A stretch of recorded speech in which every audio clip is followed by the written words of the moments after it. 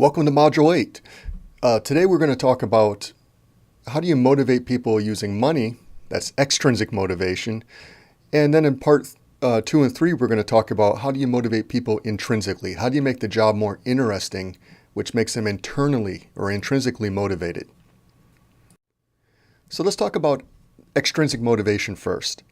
And here we're talking about the role that compensation plays in motivation. And compensation has three kind of purposes in organizations. There's the purpose of attraction.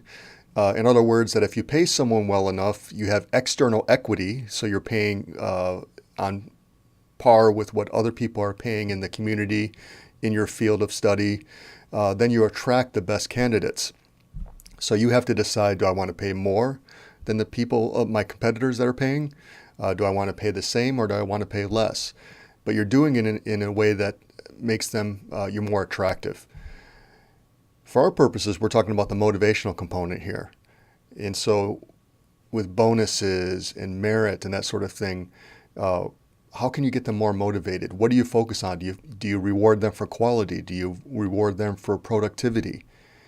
And in here, you need to have not only external equity, so what are other competitors doing, but you also have to have internal equity.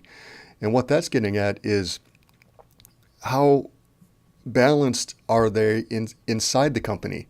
If your job is really, really important in the company, at least you perceive it to be really, really important, are you paid more internally than other people in the firm? And then, of course, finally, compensation is important for retention. If you pay someone a better salary, they're more likely to stick around in your firm and not leave. So all compensation kind of approaches are based on the idea of reinforcement theory. This is sometimes called operant conditioning.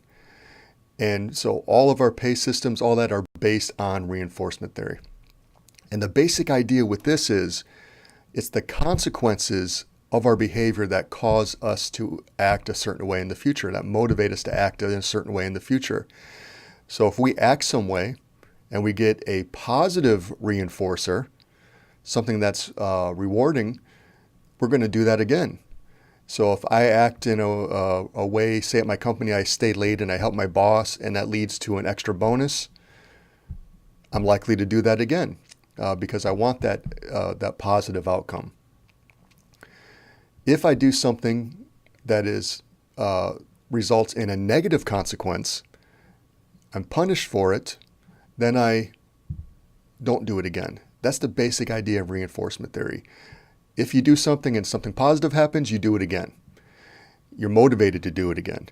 If you do something and you have negative consequences, you're demotivated from doing it again. You're going to avoid it.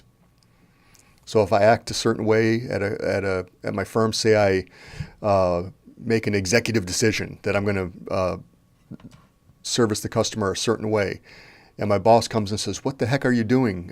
You don't have the authority to do that. Stop doing that." That's a negative consequence. I've been punished. I'm not going to do that again. And again, reinforcement theory was the basics of all compensation kind of approaches. So based on reinforcement theory is this idea of reinforcement schedules. And this kind of sets how we are rewarded in our organizations. The first one is continuous reinforcement. And this is the idea that every single time you do the desired behavior, it's reinforced. And so if you worked in a piece rate system in a manufacturing plant where you're paid for each unit you produce, this would be a continuous reinforcement system. A fixed interval is based on time. All intervals are based on time. The ratios are based on the behavior itself.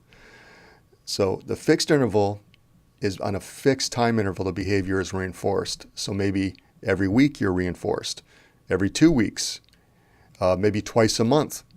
Does that sound like anything you're familiar with? That's correct. It's talking about your paycheck. Your paychecks are based on this idea of a fixed interval reinforcement schedule. A variable interval is based on random time intervals. The behavior is reinforced. You don't know when it's coming. It could be in 2 weeks. It could be tomorrow. It could be in 6 months. You don't know when it's coming. And since you don't know when it's coming, you're always continually doing the right behavior because you don't know when it's going to be reinforced. A classic example of this is these random quality checks that you might get at, let's say, a restaurant. If you ever worked in a restaurant, you have the city inspector come in every once in a while and check things. You don't know when that's coming, usually. And so because of that, the restaurants are doing the things that they're supposed to be doing continually. A fixed ratio is after a fixed number of occurrences the behavior is reinforced. So let's say I worked at a car dealership. This would be the case where after every third car I sold, I'm rewarded. I'm given a bonus. And so I keep searching for that next sale so I can get to the number 3, keep going, and then it starts over again. Then the next third one is reinforced, then the third one again. And so I'm always doing the right behavior. And then a variable ratio is one of the more successful ones, and that's why it's highlighted here. And this is after a random number of occurrences the behavior is reinforced. And so this might be after the 2nd sale, it might be after the 5th sale, it might be after the 10th sale, it might be the next sale. We don't know when we're going to be rewarded, and so because of that, we're always doing the right behaviors, the behaviors that are expected of us by our organization and by our bosses. Now, as we switch into this idea of intrinsic motivation, we need to kind of compare extrinsic motivation, money as a motivator, against the idea of intrinsic motivation. So I want you to first of all, put your hat on. And even if you disagree with this, I want you to take the argument that money motivates. And when we're talking about money, we're not necessarily talking just about a paycheck. We're talking about extra things like bonuses and things that are giving to people to motivate them.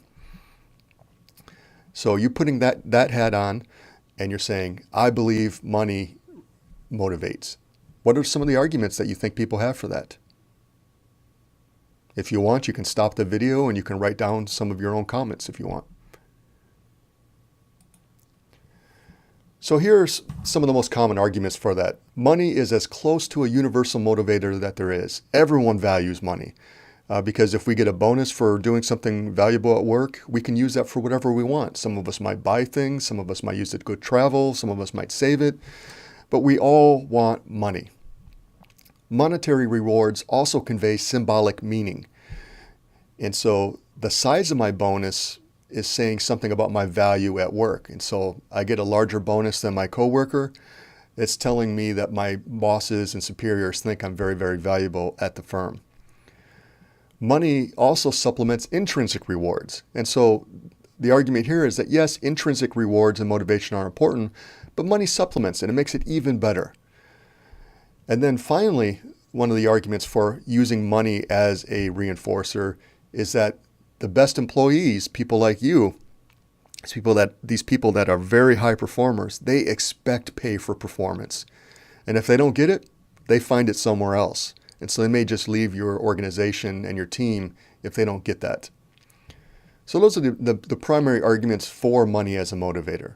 Now, take that hat off, and I want you to put the hat on, even if you don't agree with it.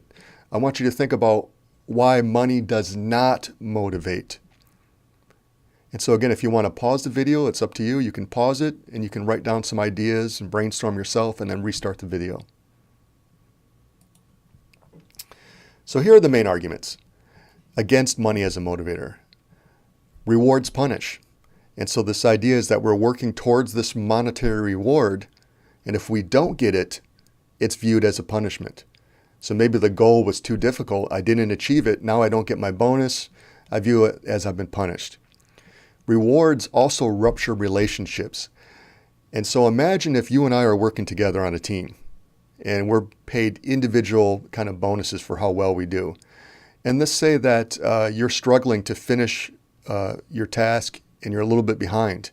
There is no way, if I'm paid individually bonuses, that I'm going to step aside from working on my kind of work to help you. And so it breaks down this kind of teamwork. And that's why people argue that if you do use rewards, you want to base it on team kind of reinforcement, not individual reinforcement. That's the kind of thing that SAS did from our first class. They used team kind of rewards. Rewards ignore reasons for problems. And so it covers up what's the underlying issue that's causing these performance problems. And I think back when I worked at Ford Credit, and we were in a situation where we were having kind of a small recession. And we also had a problem where our rates that we were charging the dealers to send us loans, your loans, like so you go into a car dealership, you apply for a loan, the loan can be sent to us at Ford Credit, it could be sent to a local bank or a credit union. Well, the rates we were charging were much higher than the local banks. And the people in Detroit, Dearborn, Detroit area, they said, I know what we can do to get some more deals. We can offer a sales contest. And so what they did is they offered this all expense paid trip to Hawaii for the dealership that had the highest kind of increase in our finance ratio. Well, during that reward kind of session, we got all kinds of deals.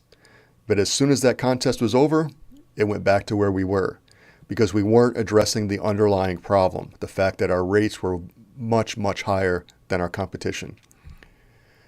Rewards also discourage risk-taking. And so if we know that a reward is tied to some kind of performance objective or goal, I'm going to do what I've always done. I'm going to do the safe thing to make sure I receive this reward. I'm not going to try anything crazy. I'm not going to try anything innovative or creative because that might not work. And if it doesn't work, then I don't get my bonus.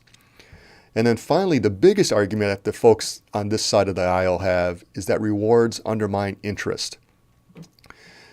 So the idea here is instead of working because you love your job, you're working towards your paycheck, your bonus.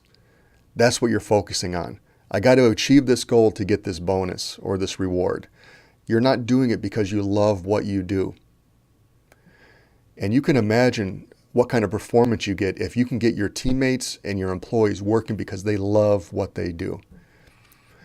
And so what I want you to do now is I want you to take a look at part 2 of Module 8, and there's a short video that kind of talks about, do people work harder for monetary incentives?